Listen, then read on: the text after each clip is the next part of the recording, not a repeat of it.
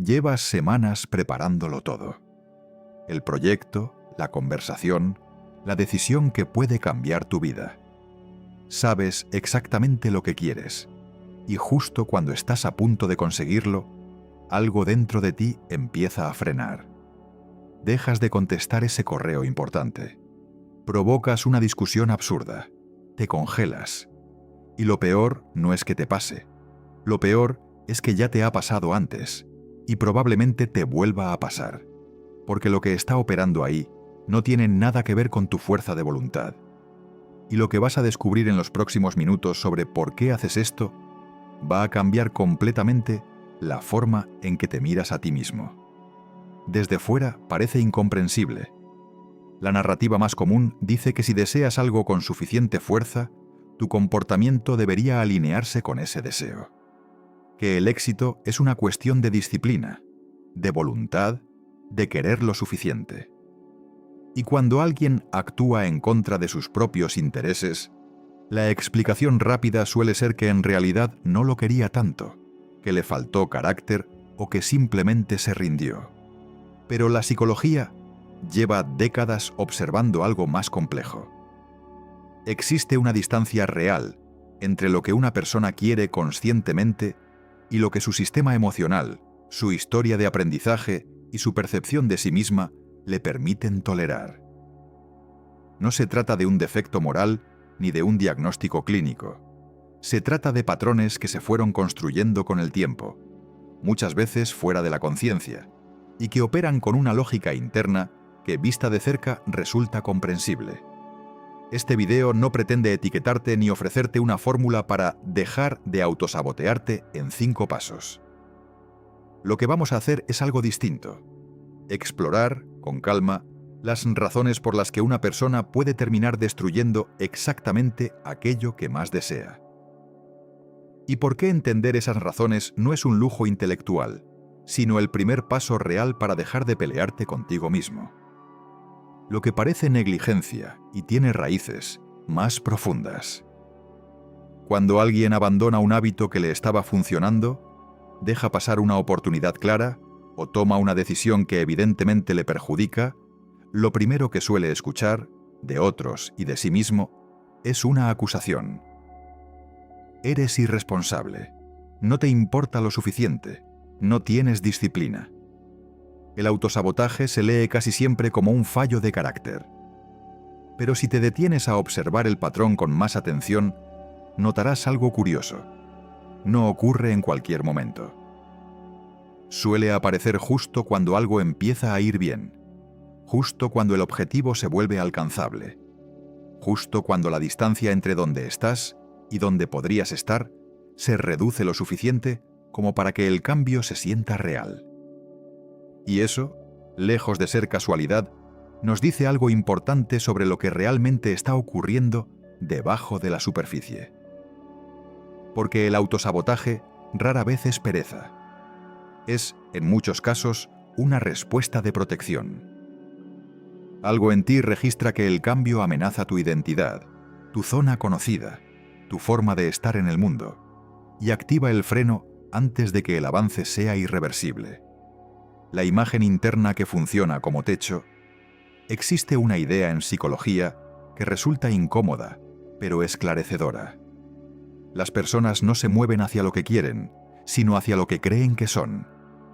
Puedes desear con toda sinceridad un ascenso, una relación estable o un cuerpo más sano, pero si en algún lugar profundo de tu narrativa personal existe la frase «yo no soy alguien a quien le pasan cosas buenas», tu comportamiento encontrará formas de confirmar esa creencia, no por masoquismo, no por falta de ambición, sino porque el cerebro humano tiene una tendencia poderosa a buscar coherencia entre lo que experimenta y lo que cree sobre sí mismo.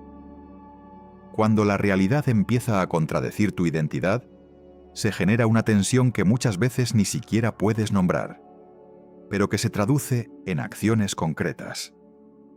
Postergar, provocar conflictos, minimizar logros o abandonar justo antes de cruzar la línea.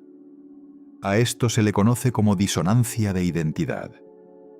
y es uno de los mecanismos más silenciosos del autosabotaje, porque no se siente como resistencia, se siente como realismo, como simplemente estar siendo quien siempre has sido.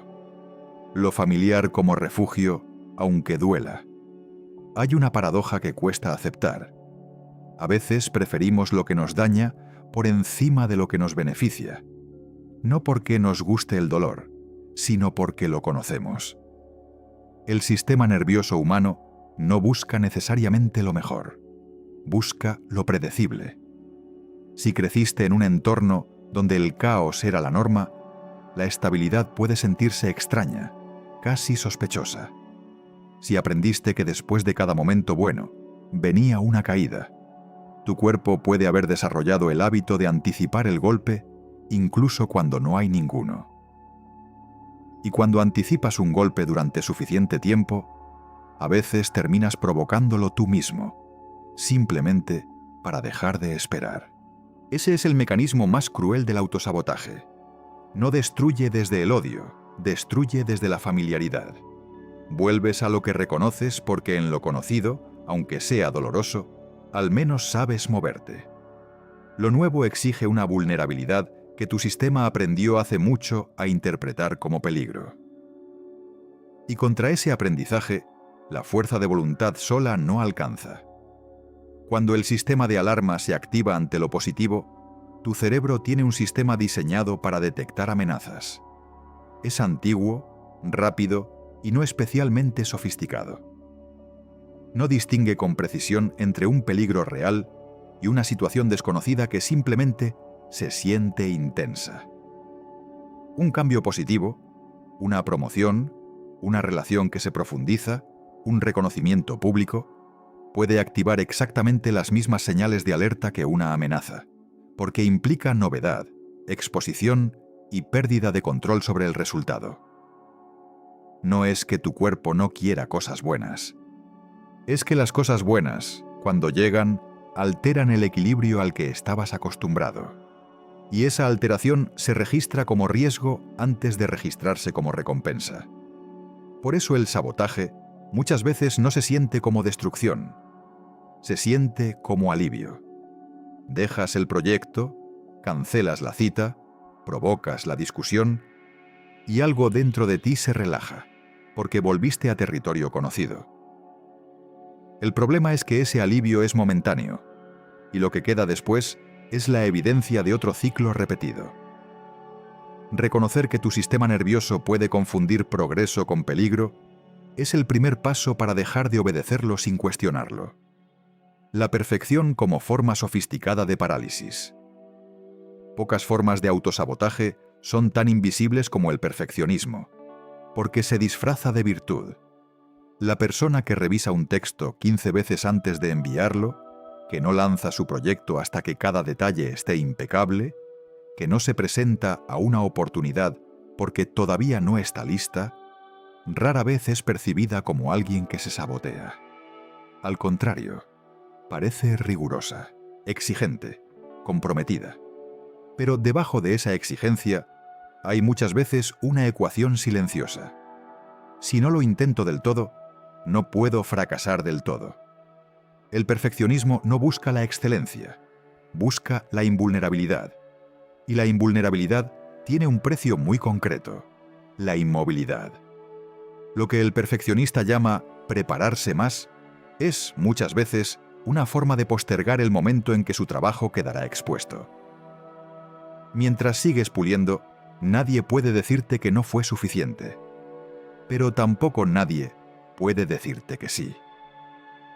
El perfeccionismo congela el proceso justo donde el riesgo empieza a sentirse real. Reconocer esto no implica abandonar tus estándares. Implica distinguir entre la búsqueda genuina de calidad y el uso de esa búsqueda como escudo. Postergar no siempre es pereza. A veces es blindaje. La procrastinación crónica se narra casi siempre como un problema de gestión del tiempo. Pero cuando observas a las personas que postergan sistemáticamente las tareas que más les importan, no las aburridas, sino las significativas, descubres algo distinto. No están evitando el esfuerzo, están evitando el veredicto. Mientras no entregas, no pueden evaluarte. Mientras no empiezas, no puedes fracasar. Mientras sigues a punto de hacerlo, mantienes intacta la posibilidad de que podrías haberlo hecho brillantemente. La postergación, en muchos casos, protege una versión idealizada de ti mismo que solo puede existir en el territorio de lo que aún no se ha probado. Ese es el costo oculto. No solo pierdes tiempo, pierdes la oportunidad de conocerte en la acción, porque solo actuando descubres de qué eres capaz. Solo terminando puedes aprender de tus errores. La postergación te mantiene seguro, pero también estancado en una imagen que nunca se pone a prueba. Y esa seguridad, con el tiempo, se convierte en su propia forma de fracaso. No el de haber intentado y fallado, sino el de nunca haber llegado a saber.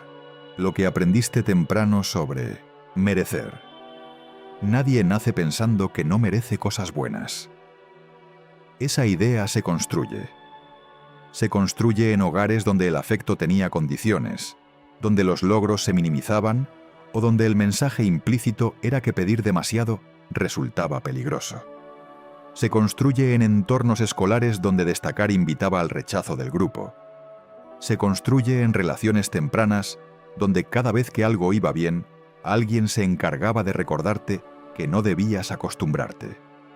No hace falta un trauma espectacular para internalizar la creencia de que el bienestar es provisional y que, de alguna forma, mantener un perfil bajo es más seguro que aspirar abiertamente. Esas lecciones se archivan en un lugar que no revisa argumentos racionales y desde ahí siguen operando décadas después. El éxito de otros como activador silencioso. Hay un fenómeno que pocas personas admiten en voz alta.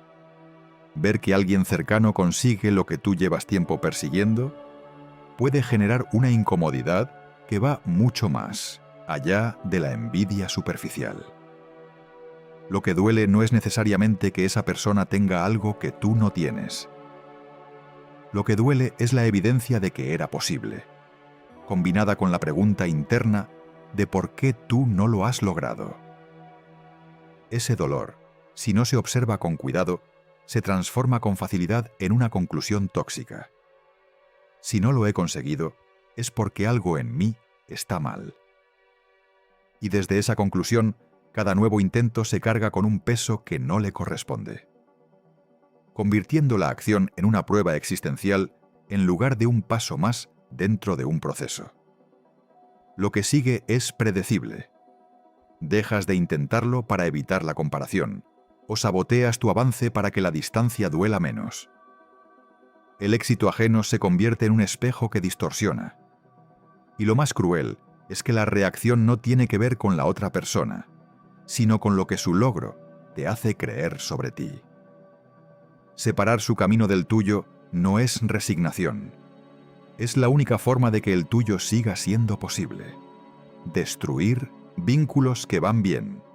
El autosabotaje no solo opera en el terreno profesional o académico.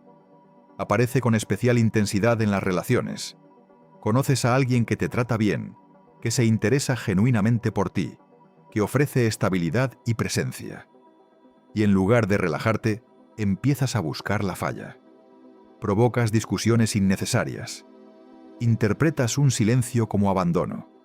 Te alejas justo cuando la cercanía aumenta. Vista desde fuera, tu conducta es inexplicable.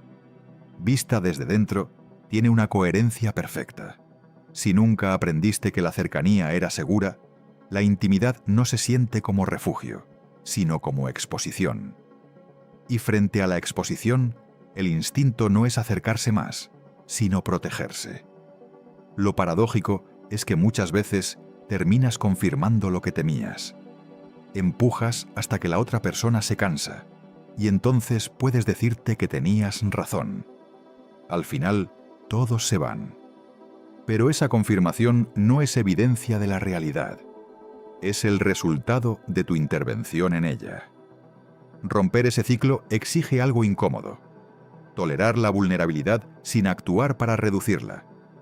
Permitir que el vínculo exista sin necesidad de probarlo constantemente. No se trata de confiar ciegamente, sino de no destruir antes de saber. La paradoja del umbral. ¿Por qué frenas cuando estás más cerca? Existe un momento específico en muchos procesos de autosabotaje que resulta casi predecible.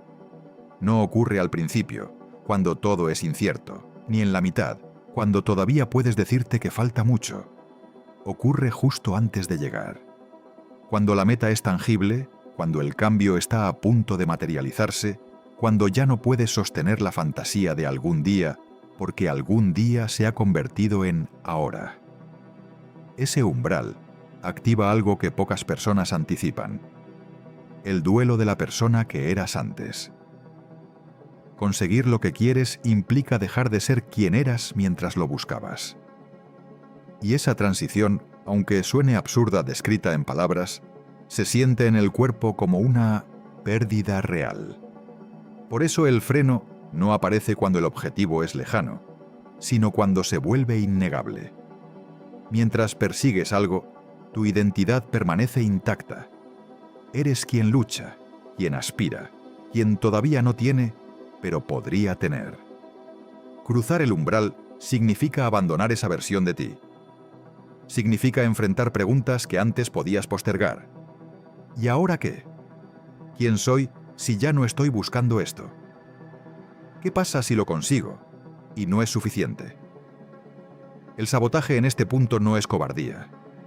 Es el intento desesperado de preservar una continuidad que sientes amenazada. Reconocer que el éxito también implica pérdida no resuelve el miedo, pero al menos te permite nombrarlo. Y lo que se nombra deja de operar en la sombra. La voz interna que negocia en tu contra. Si pudieras transcribir el diálogo interno de alguien en pleno autosabotaje, no encontrarías declaraciones dramáticas de autodestrucción. Encontrarías algo mucho más sutil: racionalizaciones. No es el momento adecuado. Probablemente no era para mí. Mejor espero a estar más preparado. Si fuera realmente bueno en esto, no me costaría tanto.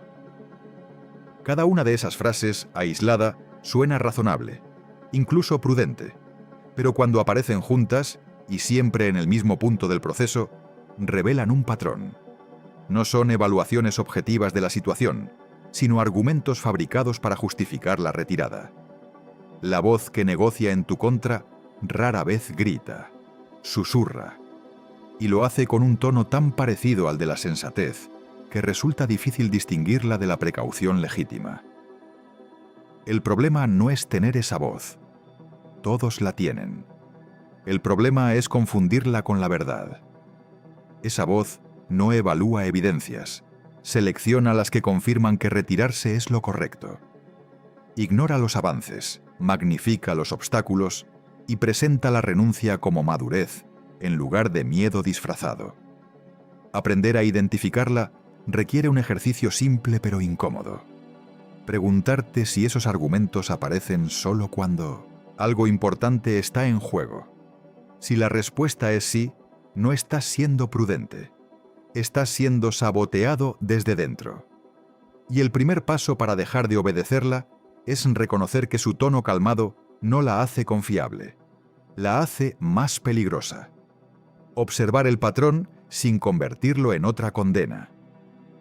Después de explorar todo lo anterior, existe un riesgo real: que uses esta información como una herramienta más de autocastigo. Que ahora, además de sabotearte, te sabotees por sabotearte. Que cada vez que detectes un patrón, lo conviertas en evidencia de que hay algo irreparablemente defectuoso en ti. Pero lo que la investigación y la práctica clínica sugieren apunta en dirección contraria. Los patrones de autosabotaje no se desactivan con más exigencia ni con más culpa. Se desactivan, cuando lo hacen, con reconocimiento. Con la capacidad de observar lo que ocurre sin añadir una capa de juicio encima. No porque observar sea suficiente para cambiarlo todo, sino porque es difícil modificar algo que ni siquiera puedes ver con claridad. Y es imposible verlo con claridad mientras estás ocupado atacándote por ello. Esto no significa que comprender elimine la responsabilidad.